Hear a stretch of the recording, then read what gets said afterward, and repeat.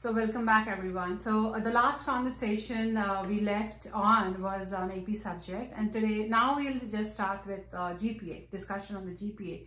So tell us about your GPA journey, Arvindh, and what is your guidance to our all high schoolers, and what is your first take on that, and then of course followed by the guidance. Yeah.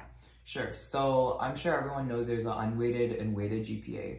So unweighted, just as like a recap, it's basically measuring your A's and B's and your letter grade. So my take on that, to maximize your unweighted GPA, at least what I did was make sure for the really tough subjects was to have a close relationship with my teacher and make sure that they really understand me as a learner, because I'll give an example. So in my calculus AB class, towards the end of the year when we took like mock exams and the big tests, I wasn't doing as great, and so that can really take a big toll on your overall grade, which can affect your GPA, right? So I made sure earlier in the year that my teacher really knows who I am as a student, and so by that time when I was struggling, she could really see my weaknesses, and we both together, when working together to help me learn more, she could really zone in on my weaknesses because I was able to highlight that to her earlier in the year. So if you're close with your teacher and you make sure your teacher understands you as a student, you'll have more luck, I guess, towards the end of the year or where the hard parts are in the year to really up your grades. But just in general, make sure you work as hard as you can and you don't overload yourself as well, but also be smart about how you study. AP chemistry for me, it was a really rigorous course, and I didn't have the best study method going into the class. So, my grades were not that great in AP chemistry. I mean, even like coming as an A student, like it was my first B was in AP Chem, but sometimes with these classes you have to give and you have to take. So my unweighted GPA, of course, did take a hit, but it was worth it because I became a great student afterward. So wow. So I guess you following up music for this long helped you orchestrate things, even if it did slip somewhere. You kind of picked it up and then went from there. So so we have a great curator as well, who's curating his path and his journey in a way. Things are mild, but then again it's picking up, and it's some way it's in a good nutshell, I would say. So we covered on the GPA, and that's an advice from everybody that don't take subjects which or do anything which your GPA slides down the road. It should be very good. Make sure that you keep a good mark on the GPA. So we covered on the GPA as well. Now let's deep dive into the most hot topic, for which I'm sure everybody is waiting on, your college application preparation. So what went on? What was your thoughts? Firstly, let's touch on your emotional aspect of it. Are you nervous or? Well, I'm as nervous as any senior would be around this time.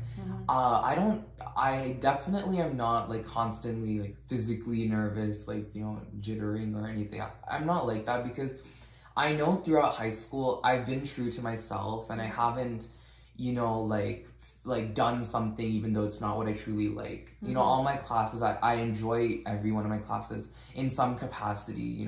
The activities I do that are on my list, I'm happy with each of them, and they each have meaning. So even though I'm not a graduated senior, I know like the best version of you that you can put on your application is the truest version of you, right? Wow. And that will shine through. So I know that even if I'm not the most successful student, or I don't have these crazy international like awards, I did the best that I could from my school, and I made sure to stand out in what I can. So wow, so lovely. Yeah, I mean just embrace it, because it is there, right? You cannot ignore it. It's not something that you can put it in the cold storage and not face it. You have to face it, and a brilliant way, Arvind, that to take it, because nervousness is not going to help you. So yeah, that's the emotional aspect of it. So now let's start with the preparation. So when you knew that in your senior year this is coming up, so was it something that you did in your junior year, or how soon did you start with the preparation of it? So in the summer before my junior year, so last summer, I made my first college list, and I, just started brainstorming what schools I was looking at, what kind of programs really stuck out to me, and just what I like in a college. And so, thinking of that through junior year was definitely really helpful, because it didn't really come at me at the start of senior year. It was something I'd been prepared to do. And so when the Common App prompts got released, I guess this past March, I did make sure to look at them, kind of start formulating how I might respond to them, or which one I'd even choose. And I, of course, started working on my essays in the summer.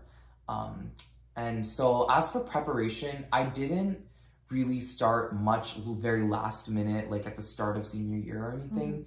I definitely made sure to take steps beforehand, because at least for me, my work process is very long term, and if I have it over a long period of time, it's definitely going to be a much better end product. Yeah, that doesn't surprise me, because what I know from the conversation with you, Arvind, that you're a planner. So I'm sure you did a lot of planning. So, touching on that, did you kind of do and go ahead with any kind of summer programs, because you thought, okay, let me just be someone who stands out in my college application. So were there any kind of lineup of summer programs or some suggestions and guidance on everybody on that? Yeah, definitely. So I started with my summer programs, like journey, I guess, after sophomore year ended. So the summer before junior year. So I did a summer program at Biogen, and then I did like this fellowship program at Vanderbilt. And both of those were virtual programs that was fully research oriented and kind of like training, like, your beginner research experience. And so from that, I knew I wanted to do something in person, because both of those were virtual. So this past summer, I got the amazing opportunity to be a research assistant at NC State University. And I got to actually experience forestry research and go in the field and collect data and analyze it and make my own primary study, which is not a lot of high schoolers get that same chance. So to be part of that was really amazing. So my advice on that is in the start, or I guess the winter semester or second semester of junior year, I applied definitely to more than 40 programs. And I was just shooting my shot, because at the end of the day, like, having multiple choices is better than having no choices, right? And so I really shoot my shot, because I wanted to do something.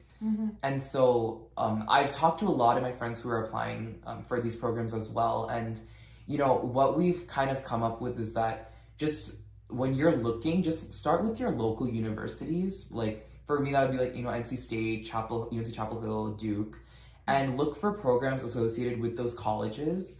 Because normally a lot of colleges do have these programs for high schoolers to train. And so, if you're looking, just begin with your universities, go from there, and from there you can get a brilliant network of programs just from that first search. So wow, that's a lot of heavy duty guidance from Arvind. So brilliant. So thank you for that, Arvind. So now when you say that, research, so and you did say that, on your you very early on, not jumping into the high school, being a senior, you started your researching on the colleges that you want to apply. So how deep was that? How wide was that? Can you just share the length and breadth of the research on the different colleges that you wanted to apply and go from there? Yeah. So when I first started research, I was quite naive, if there's no better way to put it. And I was mainly looking at the big name schools, like, the Ivy Leagues, like Stanford, Duke. And so, of course, those schools have great programs, but I was looking into them for the wrong reasons. So eventually throughout junior year, I found out, like, from myself that I really love a big environment. My school is quite small, but being in a large 100-person band, like going to public school, like sports games, I realized like I need the sports scene. I need a big, large school. So I was able to take like some small colleges off, and I like lively schools, so that helped me with my search. As for engineering related things, I'm a really interdisciplinary person, right? Like as I mentioned, I love both music and engineering. So I started looking for schools where I would be able to pursue both things and have great programs in both, like a great music program and a great research program too. And so a lot of the schools on my list now have like a really niche major, or they have a lot of support for engineering students. It's easier, or there's more support to get research, or it's just less challenging to balance both engineering and music, which is definitely what my priorities were. So. Wow. Brilliant. So what I have learned, Arvindh, that there are two aspects of research which goes on the college application. So few students would research on different colleges so that the portrayal of them is according to the college that if they are pretty much heavy footed on research, so they will try to have their essays kind of routed on that. But your take on your interest, and that's where you started doing your research on the college, that these are my two wings that I want to go and explore. So I want to, my college research or my college preference would be on those two aspects of it, not what, I want to write my essay and, kind of maneuver on that way. So that was a very, very good guidance, Arvindh. Thank you so much for that. So yeah, we now mostly covered volunteering, AP subjects, GPAs, summer programs that kind of structures you and frames you as a person, and helps you, aids you for your college application. Now, I'll touch point on your preparation on the brag sheet. So, something that everybody is pretty much intrigued that, what is it that you need to keep? Because we know that writing helps you to remember. So what's your take on that? Sure. So as for my brag sheets, I made sure to really curate them to the teacher I was asking for it. So for example, the two teachers I'm asking both know me really well in their class and out of class as well. So I know both of them can get a really like whole view approach and perspective on me as a student and a person. But a general brag sheet might not reflect that as well. So of course I highlight both my like achievements and my strengths in just in general, but I also make sure to point out like specific experiences from that class and how I grew in that class.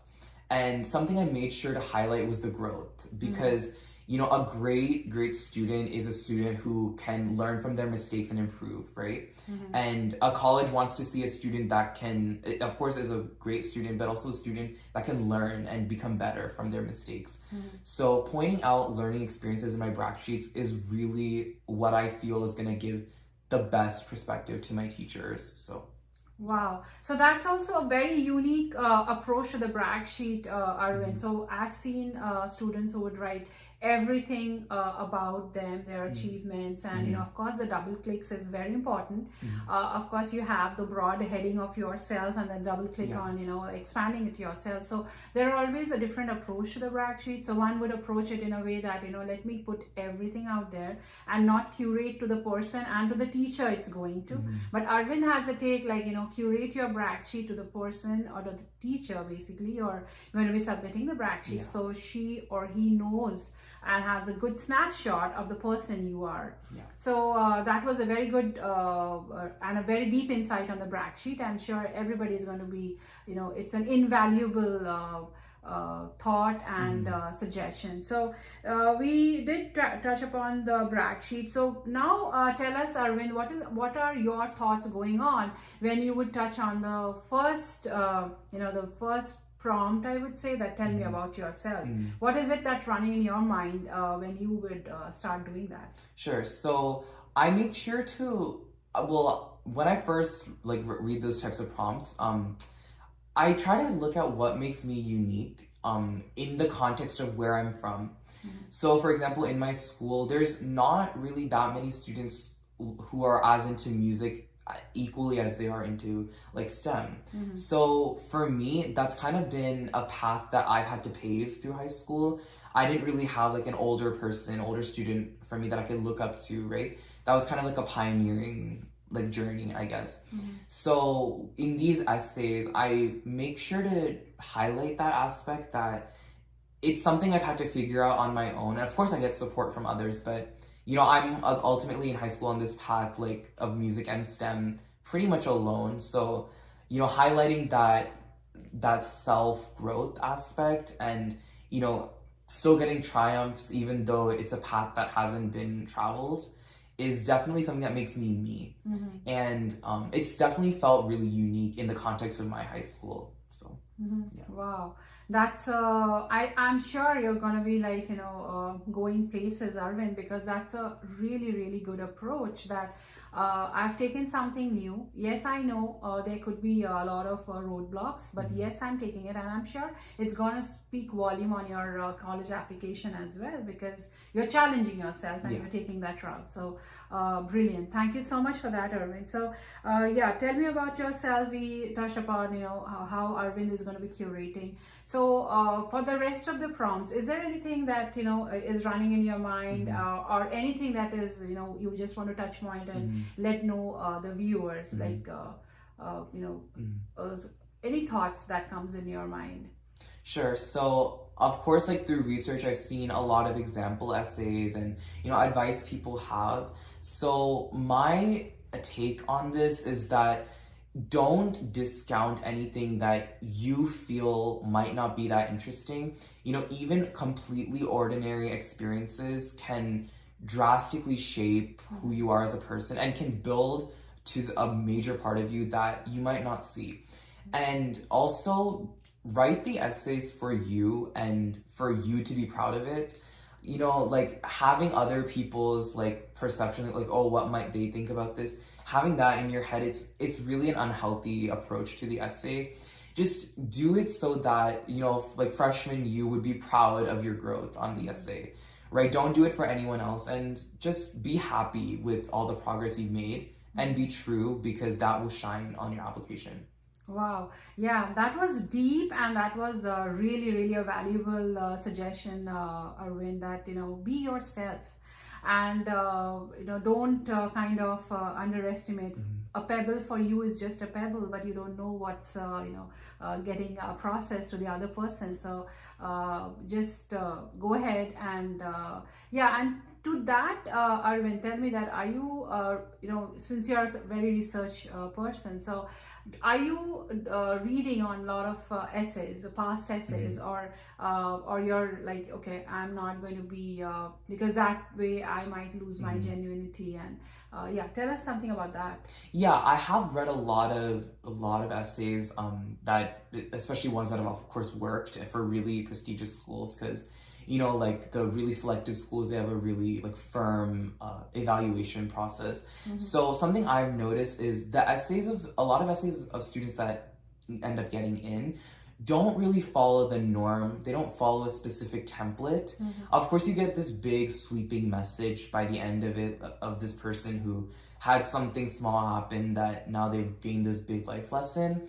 But a lot of essays that work don't actually follow the traditional like introduction, background, you know, plot like format. So I would say embrace the, you know, not ordinary, and just, you know, try to be different, but don't try like too hard to make it obvious, right? So, you know, the like admissions officers, they will read like the first little chunk of your essay and then basically get a gauge from there, right? Like, is this essay worth reading? And you know, like that's what a lot of online sources would say. So, you know, try to make yourself stand out, but I guess take your time with it. So I guess just you know, put yourself out there, be genuine. Don't try to be very flowery, and don't try to show that, you know, what you are not, because the people on the other side are very, very matured, and they would kind of just reading first few lines would understand that what you are and who you are and where you're coming from. So if you are trying to do something which is articulate something which you're not, it's just going to be caught in a few seconds. So it's better always to just project yourself the way you are, right?